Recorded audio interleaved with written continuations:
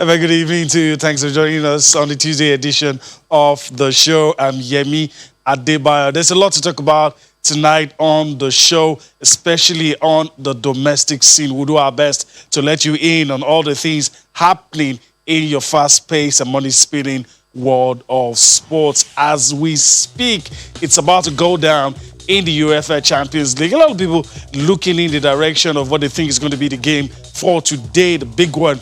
Paris Saint-Germain facing Catalan giants Barcelona at the new camp. We're going to be talking about that game all for you. Tonight we'll, at every point, revert to that game if there's something to talk about. We'll also, spare a thought for the D Tigers. Of course, they'll be playing in the Afro-basket qualifiers. We'll talk about that as we move on the show. Nigeria Women's Football League Premiership. We'll talk about the fixtures as well, all for you on the show tonight. We'll also spare a thought for Jurgen Klopp what's this been going through these days. We'll talk about all of that. But first, I want to bring you into all that we're doing on the show tonight. You're an integral part of this show. Just in case you're joining us for the first time, this is what you need to do.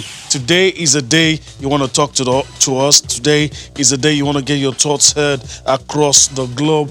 That's it on your screen. Sports Tonight at channelstv.com. Send us a mail on Facebook, Channels-Sports. Get across to us on our verified handle at Channels_Sports. Let us know how you feel about things happening in the world of sports. So that's it. Be a part of the show tonight. There's a lot to talk about. We'll do our best to read some of your comments as we get them. We'll do our best to do that for you and ensure that your voice is heard and of course make you a part of the show as we always love to do. Tonight we're going to start with the Australian Open, but first I want to read a tweet that I find interesting, and it sets the tone for the show really, because we're starting with the Australian Open. Here I have Mark Anthony at Speakline Sports. A tweet said earlier in the day, but I find it interesting. And he says, my heart is with Serena Williams to win the Australian Open. And he also talks about Heartland, that's in the Nigeria Professional Football League. Says Heartland is waking up. Hope they can sustain the tempo. That's from Mark Anthony, his Speakline Sports. All right, let's go down under, like they say. Let's talk about the Australian Open. And where do we start from? World number one, Novak Djokovic is true to the last four at the Australian Open. A lot of people are worried about him, saying it looks like he might not be able to get to his best. All right. Simona Halep can hold her head up high. There's no shame losing to Serena Williams. We all know how good she is. Better luck next time to Simona Halep. And we'll see how far Serena Williams can go in this one. She continues the quest to win that 24th Grand Slam title. Will it be possible at the Australian Open? Time will tell. Let me quickly introduce my partner. He starts the show with me. I'll introduce him to you. Then, of course, we'll go straight to basketball because that's the next point of call. But first, Kehinde Idris, thank you for joining me tonight. I'm very happy to have you in the studio. It's good to be here. It's good to make it down. Tuesdays are becoming a ritual doing this with you. So, good one. And I like where you started from, down under Australia. Beautiful. The female category has brought, or women's category, had brought a lot of surprises from day one. We started seeing those surprises. And Serena taking out Simona Halep in the way she did, actually, for me, is a top surprise. All right. And then meeting Naomi Osaka, I've said it. If she beats Simona Halep that she had done, beat Osaka, maybe I'm not bothered about who will be in the final. Okay. All right. Kehinde just getting ahead of himself. Who wouldn't? It's Serena we're talking about. But let's move on the show now. We're done with the Australian Open. Maybe we get back to it later on the show.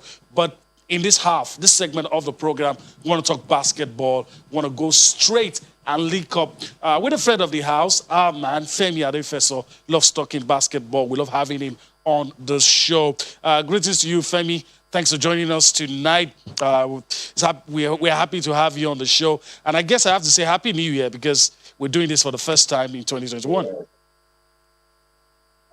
Yes, yeah, me. Good to be on the show with you. I'm excited as always. Always like sports tonight. Um, All right. talking Yeah. basketball. Okay. So let's just dive straight into it and let's talk about the Afro-basket qualifiers. What to expect? The D Tigers will be in action soon. But first, let me just straight away ask you about the composition of the team and what you're expecting in Tunisia. Fair enough. The Nigeria Basketball Federation has given us a lot of detail with regards to how the team is set up. Of course, we know the head coach is not around. NBA duties for the assistant head coach is also not available. Alex Mora, head coach Mike Brown. Assistant head coach Alex Mora is not available. So we have the third assistant, Ifon Dofia, the 30-year-old taking charge of the team out there in Tunisia. We also have 7 new players in that squad. 5, 10. Of course, Ike has been the shining light for the Fires. He's been our leading scorer, averaging about 2.7 points per game in the 3 games we've played. We're unbeaten so far. I think technically we're legging already to Rwanda, who will host the tournament proper later on in the year. But so far, so good. Starting from tomorrow, we'll begin our challenge. I think South Sudan is our first game. I'm not particularly sure of the time now because the time difference and all that. But we're playing South Sudan tomorrow. That'll be our first game. And we'll be in Tunisia up until the 21st. And we hope to see how we go in the way we play. We have the likes of South Sudan, Mali in our group, and the host Rwanda, who are qualified already, but they are trying to also set some pace in their preparation. So they are coming here as spoilers in code because they are not to lose. They qualified already. So they try to take their chance. They got a new coach, by the way, who they just employed, Coach Sheikh Sarr of Senegal. He used to be the coach of Senegal for a very long time. He was fired, he came back. But I remember really being when he was in charge in 2013 Afro-basket, when they beat us by 1 point. Out there, if you recall, in the quarterfinals of Afro-basket 2013 Abidjan, where we were trying to qualify for the inaugural World Cup. So it's going to be interesting to see what Coach Sheikh has in his seat while we play them on the games. But South Sudan will be the opposition of this tomorrow and out there. It's going to be a tough opposition, but all right. We'll need to see how. All right. Should people be forgiven if they think we're going to steamroll anybody that comes? A lot of people have not even taken this seriously. They're already talking about the Olympics, how this team a lot of changes will happen in this team. So should Nigerian fans be forgiven to have that mindset?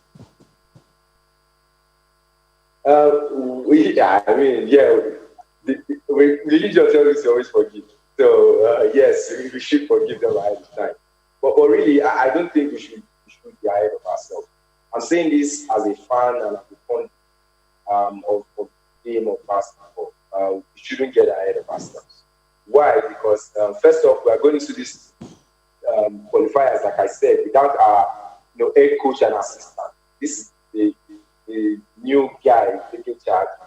So every other team will be up in terms of confidence going against us. South Sudan are doing a phenomenal job.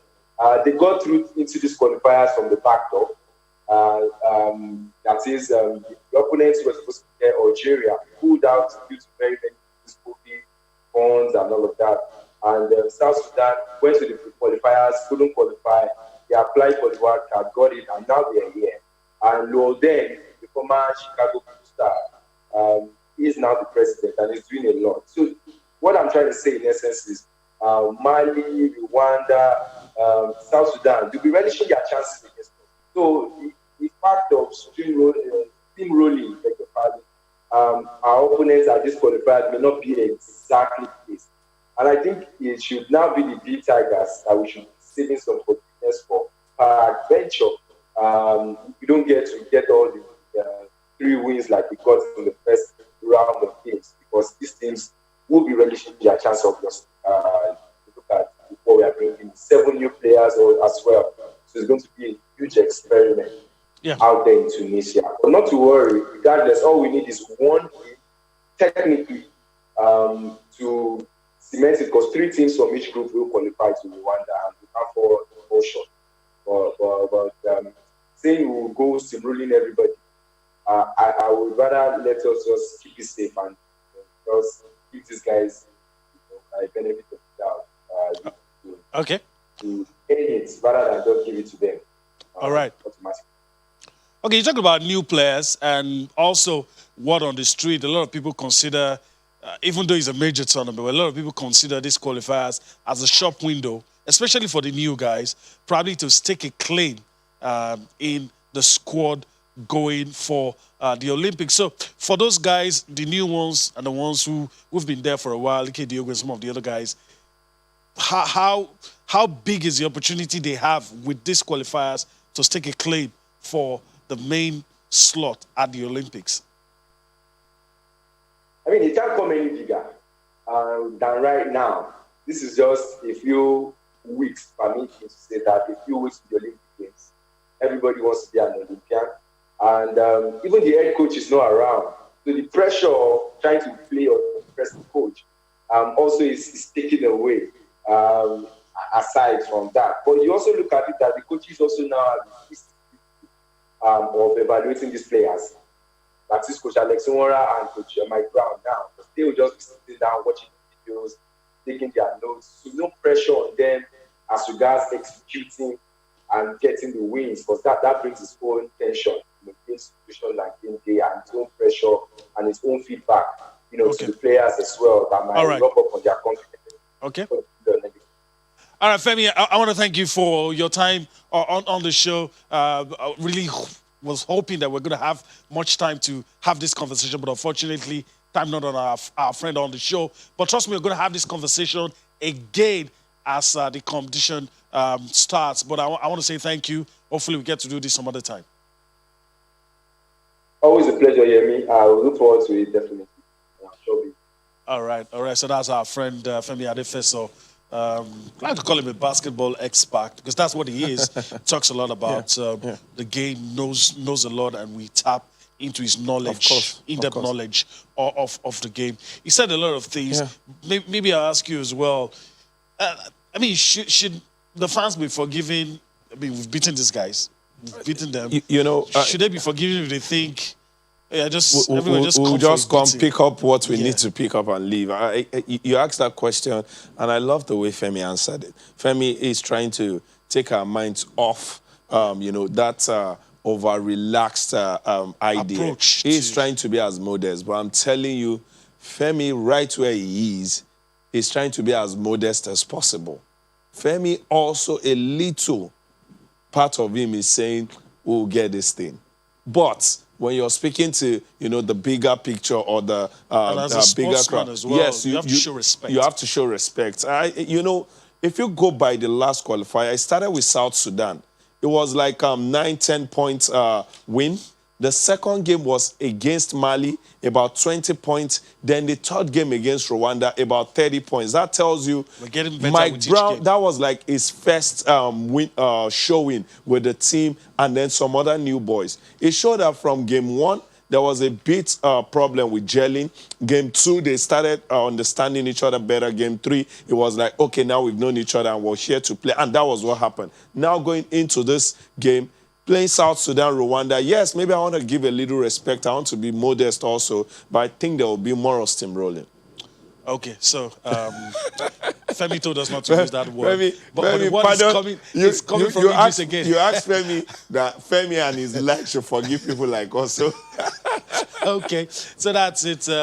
We'll do our best to monitor that tournament when it starts, and we hope, and we trust that the D-Tigers will make us proud as they've always done strong. In times past. Maybe I should read a couple of tweets as well before we go on a break. A lot of people are talking about what happened over the weekend, Nigeria Professional Football League. So, okay. Let me oblige a couple of people that have sent in tweets.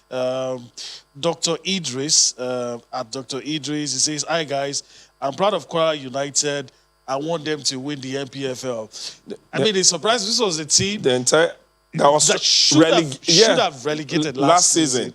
If not for, let's not go Let's back. not go there. I must tell you, every person that is Kwara related one way or the other, maybe you're married to a Kwara person, you're from Kwara, they are all so excited. Do you know one thing they are saying? That it's been long we've been in the mix of continental football. Maybe this is early the season. Days yet, though. Yeah, I know it's early days. But one of the reasons why they feel this way, Kwara are not just grinding out results. They are getting emphatic results. Okay. All right. Another person here, Uchenwa Chineme, sends a tweet as well. Says, good evening, guys. I'm happy Heartland FC is picking up points gradually, even though I expected them to be more competitive this season. He's sending his tweet from Abuja. Yeah, sometimes you don't know where the wind will hit you from. Okay. When it hits you, you find a way to balance yourself and then fight through the wind. I think that's what Heartland is doing. A lot of locker room issues, a lot of back door issues, off the pitch issues, and now they are just finding a way to steer themselves in the face of all of this and still make out something from the season. Still in the relegated zone, but it looks like if Heartland continues in that role, in another 1, 2, 3 games, we'll be talking about Heartland in another light entirely.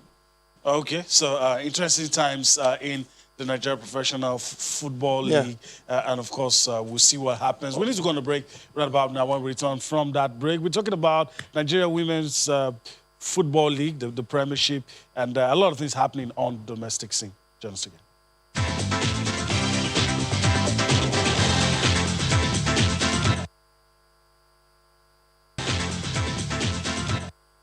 Well, I would say that being a FIFA Council is a first. Let me try to tell you what the FIFA Council is all about. It's a 37-man board that is the highest decision-making body of FIFA. It used to be called the FIFA Executive Committee, but when Gianni came, he did his reforms, they changed it, what's called the FIFA Council. Now, the Council is saddled with the responsibility of taking every major critical decision after listening or getting advice from the various committees. At the moment, I serve in the organizing committee for FIFA competitions.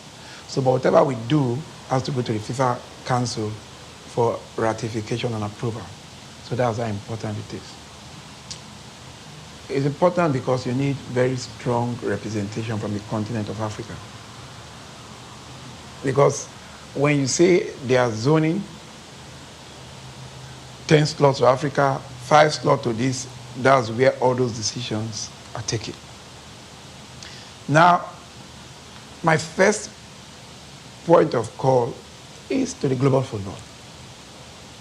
That I can tell you. Then CAF and Nigeria in that sequence. Because when you're going to the council, you don't just go there preaching Nigeria. That is the truth. Because that's not why you're elected. It's not Nigerians that elected you. It's Africans electing you to represent them. When you're there, you have to protect the interest of Africa first. You have to protect the interest of global football. You have to also, inadvertently, protect the interest of your country where applicable. For example, if I go there now, they say, okay, they want to advocate for 15 slots. If I speak and say Africa must have 12, 13, I'm not saying Nigeria. Because I'm quite vocal and because they look at my personality, they look at the country I come from. Oh, this guy that is speaking, where is he from? Nigeria. Google, Nigeria, 200 million people.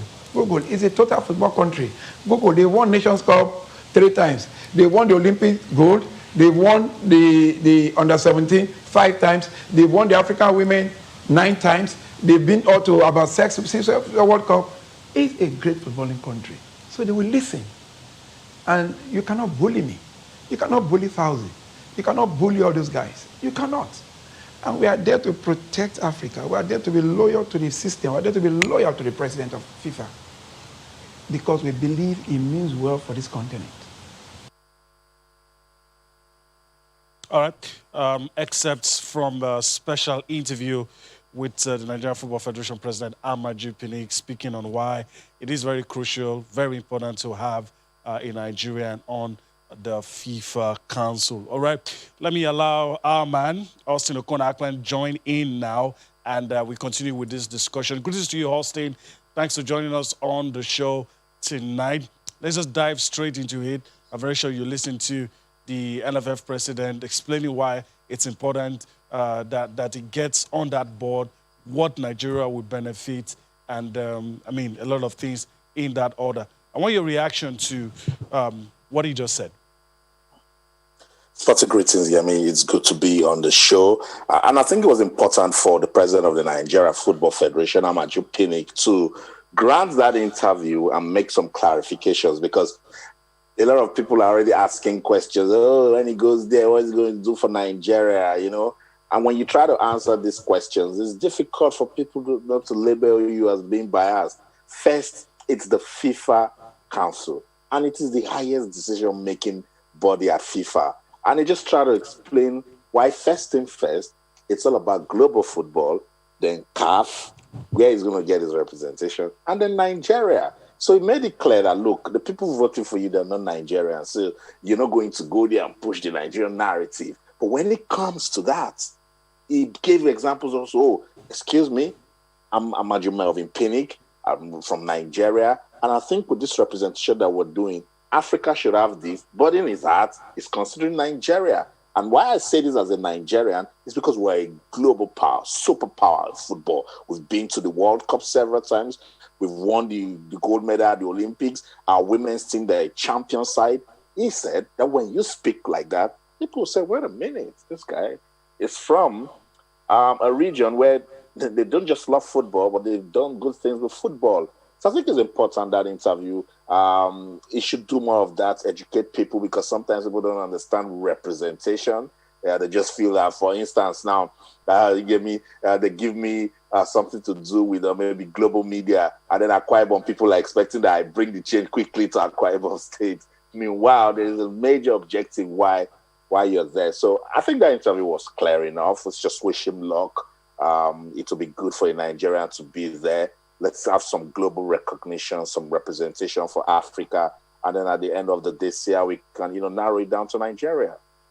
Okay, all right. Let me also allow Kende Idris have his say. Yeah. You also listen. I also listen.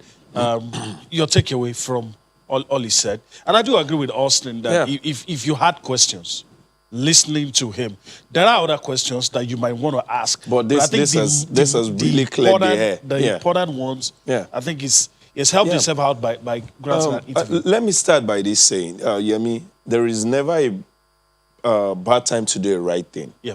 Just do the right thing now. As much as some people felt, or maybe some of us feel, this should have been done way earlier. Now, this is the lacuna we always complain about. When issues are on ground, we need the administrators, we need these people in those places to come out and speak. Communicate, give us clarity. So that, like Austin said, so that it won't be we trying to defend what people would ask us. Where did they giving our interpretations. Our own interpretation, because it is there and there is a space. We need to fill that space for those people out there to take away from. And Melvin doing this, I think this is beautiful. And look at the breakdown. It wasn't coming to antagonize or attack anybody. It was just coming to clarify what this is all about. And as much as I understand what he's saying, he needed to come out and speak this. If you, in your own, gathering, are educating people without such backup, it will seem okay. But now you're saying this, and then you're saying, even the president, you need to see this, so. It is as clear. Right. And look at the breakdown. You get in there, it is the FIFA Council. Nobody, you're an Hungarian, you're a Romanian, you're a Brazilian, you won't be at the FIFA Council, Executive Council, and go there to preach your people or your country. You will go there, the protection of global football is the first thing. Yeah. As the likes of Wenger, anybody who is in that mode, they go there to preserve football, to keep football at that highest level it has always been, or even taking it even further. Okay. Before your continent and then your country now comes in to play. And like he also said, Melvin Amaju Pinnick is very vocal. We know what he can do. He can look anybody in the eyes and say what he has to say. But diplomacy has to be there, and we should understand that diplomacy. Okay. All right. I almost left Idris to continue to continue talking. But there's an update in the UEFA Champions League. Let's give that quickly. As we promised, we'll always revert if there's something to talk about. So let's see. That's it. On the screen, Barcelona have scored a goal against PSG. RB Leipzig and Liverpool is still goalless for now. So we'll be giving you updates as we have them. Yeah. But situation report is that Barcelona it's a goal ahead in that game, and if any other thing happens, we'll tell you. PSG missing a couple of players. It's no excuse. Yeah, they're it's top no side. It's no excuse. It's no excuse. They're top side. Mauricio Pochettino, I think this is the biggest since he came in. Talking about the Champions League, he's been involved in the Cups and the league, playing in Barcelona at this time. He needs to cut his teeth. He needs to, show more to the people. I think there is a lot of trust on him. If this does not go the right way, a lot of doubting, Thomas will be out there talking. He appears like PSG just equalized. Have equalized. Okay. He appears like PSG have equalized. Okay. But I'm very sure we're going to update that shortly. It does appear they have. They have. So that's it. They have equalized. So it's a goal apiece. Right there, Kylian Mbappe got a goal for PSG. Lionel Messi, usual suspect, got a goal for Barcelona. And when Neymar is not available, Kylian Mbappe should be the star. Definitely man. should if step up. Messi is getting it on this side, Kylian Mbappe, then it's already becoming a very interesting match. For the other match, Leipzig, Liverpool, I was suspecting is going to go this way. Yeah. Neutral ground, funny. All right, and Jurgen Klopp's troubles maybe continues. Probably after 90 minutes, the ghost would be rested, but for now, continues. Well, let me go to Austin. I didn't want it this way, but I knew it was always going to happen, and we're going to disrupt what we're talking about, to be going back and forth, UEFA Champions League. So Austin, one apiece, the other game, goalless. Are you surprised that we're getting goals this early? I'm not surprised. It's the UEFA Champions League, particularly that game between Barcelona and the PSG. I'm still expecting more goals because with what I've seen, a lot of forward play and the defense line has been a bit shaky. Barcelona got the lead, of course, the guy we all expect to always score, Lionel Messi, but it was from the penalty spot. Kylian Mbappe jumped up with a good assist from Verratti to, put a PSG back into the contest. So we've got a beautiful game of football going on right there in Spain. The other one, Leipzig and Liverpool, still goalless. Let's see what Leipzig can do from that one, because they're showing some guts. But Liverpool almost got the lead, but it didn't happen for them. They're pushing, trying to see how they can put their season back on track with the UEFA Champions League. We're glad it's back. All right. We're glad it's back. Feast of football on the continent. Let's come back home. But like I said, we will always revert if there's something to talk about. Let's come home. Talk about the Women's League, the Premiership Women's League. Let's show you the fixtures and quickly talk about it. FC Robo will take on matchday 6 fixtures. That's what you're looking at. FC Robo will take on Royal Queens, Dream Stars. Ladies will take on Pelican Stars. Rivers Angels up against Oshun Babes. Sunshine Queens up against Ibom Angels. Then you also have Nassau Amazons against Abia Angels. You have Baeso Queens against Edo Queens. Confluence Queens against Delta Queens. 7 matches we played across the country tomorrow. Interesting days. We're seeing a return to football, but of course, there's still that warning. You don't comply, you get into trouble. To be forewarned is to be forearmed. Also, if you've seen, there are some proverbs, maybe I cannot put it down here in English, but there are some proverbs that says, if you've seen what this person can do, and this person tells you, I will do this, you don't want to dare. You don't want to risk. You don't want to dare. And I guess every of the women's team really now know who Aisha Falode is, or the Aisha Falode-led team. If they say this, then they actually meant that. And return, we will see sweet things to happen from on the pitch showing and off the pitch showing. And for the fixtures, I'm particularly worried. Yes, maybe Dreamstar is also a Lagos club, but FC Robo, who's got 2 marquee players with the Falcons right there in Turkey, Monday Gift, and the other lady is worrying. because I think they started off on a good note. But sometimes maybe a 3 does not make a forest. Sure. But a 3 being out of a forest can actually show that there is something missing. Yes, yes. You know something has been taken away. Yes. All right. All right, so let me go to Austin now. Austin, match day 6 fixtures is what we're talking about. Anything in particular that you think we should look out for? I think Rivers Angels and Oshun Babes would be a good game of women's football. Rivers Angels still unbeaten this season. Oshun Babes, for me, has been one of the teams that have shown some remarkable consistency. I think from 2 seasons ago, state government started giving them attention, and so their confidence started growing. But Rivers Angels, anytime, any day can, in their good form, will beat any team in the league. But I shouldn't be, with the motivation that they've received from the state government, they would want to say thank you, since Rivers United couldn't, pick up that 20 million naira bonus. But I think this is going to be a good game of football. I really wish such a match would be on TV to, show some of the quality in the Nigeria Women's Football League. So anytime, any day for me, I'm the upset guy. It will be good to see a little bit of talking points out of that one, but you can't take it out of Rivers Angels. So I'm expecting to see a good game of football. All right, I agree with you. I expect to see good matches spread across the country, 7 venues. That's what the women have been treating us to. So I expect that tomorrow will not be anything different. Let me stay with you, Austin. Let's talk about the ladies. Of course, it's no longer news. They're in Turkey for the Invitational Tournament. And, of course, action begins, on Thursday for Nigeria. They'll be in action. They'll be playing against CSKA Moscow in that game. That's on Thursday, 18th of February, time 8:30 a.m. Nigerian time. So what do you expect from that game?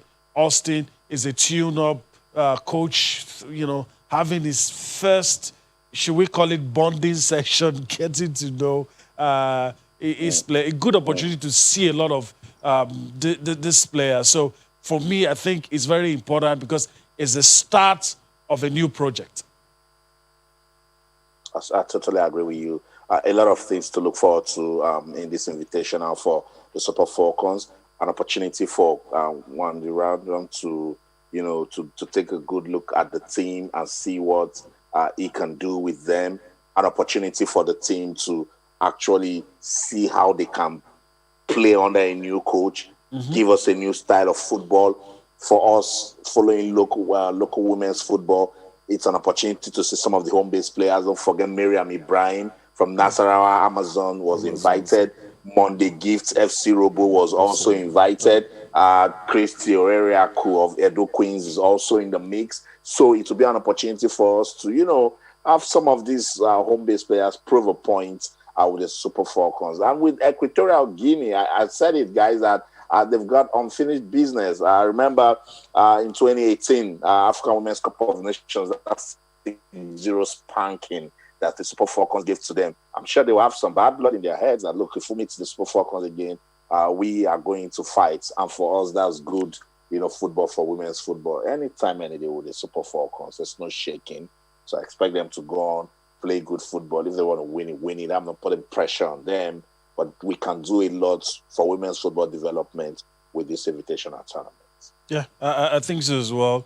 Since you talked about Equatorial Guinea, there used to be a thorn in our flesh at some years ago, but at some point we just overcame. There weren't much of a problem anymore. Yeah, it seemed like at a point we realized how exceptional the team is. So psychologically, we'd already beaten Equatorial Guinea and teams who come with problems at that point. And when we get into the game, it was like putting on ground everything you have in your head, right there on the pitch. And for the Gold Cup and the Super Falcons, the new guys, the coach, the new team, I'm particularly happy about the new players and also some players who looked like they've been frozen out of the team who are now back, like the Onomebi, Rita Chukwelu. I love the fact that these girls or these ladies, very market to the team, now they are back in the fold. Now they are back to do, what they usually do. Then for the new guys, new ladies who are joining up, learn the ropes, see how it is going. Maybe they might not play in the first game, but definitely they are there to learn off the ladies who had always been there. And then it becomes the more the merrier. You have your ready 11, and you can boastfully, comfortably sit down and talk about another 11 on the bench that can also do business if this entire 11 are not being called. And that is the beauty of our female football. And I also want to chip in. I can't wait to see the end of the year. I'm gonna have to let you pause on that because we need to go on a break right about now. When we return from that break, Kende Idris has a lot to say about women's football. We'll have to listen to him, but we need to go on a break. And of course, we're still monitoring the UEFA Champions League. We'll tell you about that when we return from this break.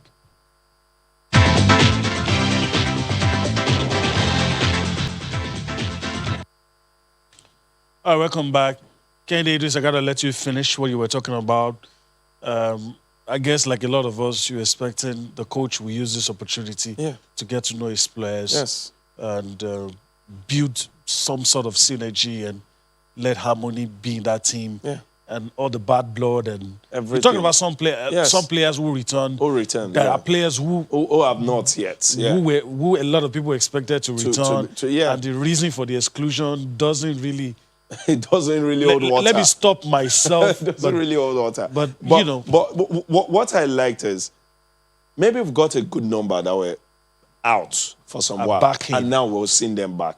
It's a gradual process. Yes. Some issues get easily cleared, some don't easily. It takes a while. Then also the new coach would have preference to selection. He wants this, he doesn't want this. Or you've not convinced me enough in this first instance for me to call you back. That's why it's his job. That's why it's his job. And look at, he's been on ground, he's seen, the trainings and all of that. And another place that I guess question or dust will get raised is when the team selection for the first game against CSK Moscow women, comes up. Some people will still ask, how come this lady isn't in the starting and all of that? Let's leave it at that. Yes, let's leave it at that. Another thing I wanted to say about the NWFL, I'm hoping now that he's back, it will continue to steal the show from the NPFL. I want to see that happen. Okay. All right. Let's go back to the UEFA Champions League quickly and see if there's anything to report. We're approaching halftime. We're approaching halftime in all of those matches. So let's see if there's anything to report. Okay. Still 1-1 at Camp Nou. Paris Saint-Germain and Barcelona 1-1. RB Leipzig and Liverpool is goalless. That's the situation report. We're approaching halftime in those matches. On the clock, it's already 45 minutes, so we're probably on injury time. We're buying time now. In those two. So it looks like we might go into halftime with these two matches. So let me go to Austin quickly and ask if you're expecting a different outcome from the current situation. We always knew that PSG Barcelona was always going to be like this. RB Leipzig and Liverpool, you're thinking Liverpool might just take that opportunity to prove to a lot of people that, see, we're back in this, we can do this, we can handle. Especially after Jurgen Klopp told us, I'm not resigning, I'm not taking a break. Yeah, and they're doing just that. I think they've been the better side in this fixture against Leipzig. They've been, mounting a lot of pressure on their German opponents. They even got a goal that was disallowed. Roberto Firmino thought he put a ball in, but I think it crossed the line before it went in. So it was disallowed. In the match, for Liverpool, it's been a story of being effective, but not finishing. So they're getting much of the ball, but they are not just finding ways to put it into the back of the net. Isn't that been their story so far this season? Yeah. So they need to find a way to start scoring goals. They need to find a way to see, particularly now that this is being played on a neutral ground, it gives them the advantage. So let's see if they can take it, because Leipzig is that sort of team that can punish you when you least expect. So Liverpool has enjoyed so much of the ball in this first half. If they don't get to score, Leipzig might get the opportunity to kill it. But let me quickly give you an update on the match between Barcelona and PSG's end-to-end stuff here, me and Kende. You need to see the way they're taking the games. That they said first it was Antoine Griezmann with a chance to score, and it didn't happen. And then Moise Kean had his opportunity also to score for PSG. So they're giving us a sort of match that we need to see in the UEFA Champions League, 2 top teams, but it's been Messi doing his madness as usual.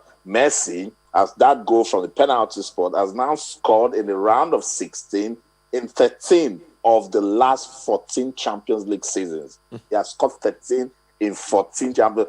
In that run, since 2007 and 2008, he has only failed to find the net at this stage just once against Manchester City. So that penalty that he scored is his 20th goal of the season for Barcelona in all competitions. And someone tells me Messi is growing old. No, I don't think that comes into it at all. All right, let's just quickly take a look at what's going to happen tomorrow. We're pressed for time, so let's just see if we can talk about tomorrow's matches quickly and take a look at it. Juventus will be playing. Cristiano Ronaldo returns to Portugal. I'm not very sure the people would welcome him with open arms because he's going to be playing against FC Porto. Beloved club. Sevilla and Dortmund. Haaland is telling his guys, let's forget all our problems and let's play football. Can they do this in a minute? Take a look at these 2 games. Tell us where you think the pendulum will swing. I think Juventus need to be careful as much as a double-header. This Porto team are one of those teams that get under your skin. Before you know it, they're already causing destruction, a lot of destruction. So Juventus need to be careful, and also having in mind that Juventus has not been as spectacular as we know them to be. For the other game, Sevilla against Dortmund, I think that's the game I would want to stick with. It's going to be way more than end-to-end like Barcelona, PSG, the way Austin has broken it down. Lopetegui doing a good job. Also, Dortmund, as much as in the league or local scene, not doing so well, in the Champions League, especially that man you mentioned that has talked about leaving all our problems behind us and let's face head-on this game, Erling Haaland, I think he's going to be a proper interestor. Both teams look like on the same level. All right. So they should do business, going at each other at every given chance in that game. All right. Let me go to Austin. I want to leave football totally. A quick one from you, Austin, before we let you go. I'm very sure you heard us talk about the Australian Open, and you're like, oh, guys, let me say something about the Australian Open. Quick one. Novak Djokovic, through to the last 4. Serena Williams, through to the last 4. Your thoughts on those 2 players before we let you go? Novak Djokovic, he loves it at Melbourne. He loves that competition, so I'm rooting for him to go all the way. Look, when Djoko gets to the semi-final, you can't put the title away from him unless he just gets there and fizzle out, which we rarely see from Novak Djokovic. So for the men, I'm thinking Novak Djokovic can go all the way. I thought Serena Williams might just push, get to the final, and then win the elusive 24th Grand Slam title. But going against Naomi Osaka just somehow, I don't know, just somehow knows how to play Serena. It's just this ease that she doesn't, she knows how to just work someone that is old enough to be her elder sister times 3, take her to the basement. Serena runs, comes to the net, she's tired, and Osaka is getting the point. So, but maybe this might just be the year. I'm the guy that keeps saying that COVID came to refresh things. So maybe Serena might just, go to watch it again and say, no, hey, young kid, not this time around. So it's going to be beautiful. With the women's category, I'm always just on one corner because anything can happen. All right. I want to thank you, Austin, for your time on the show. It's a wrap. We have to close. Thank you. Hopefully we'll get to do this some other time. It's good to be on the show. All right. So that's it. Kende Idris, unfortunately, our conversation is going to be outside of the studio. Of course. But I want to thank you. It's always lovely being here. And it's always lovely talking sport with you. All right. So that's it. That's the show tonight. Thanks for being a part of it. We'll be here again tomorrow. I'm Yemi Adebayo. Bye-bye now.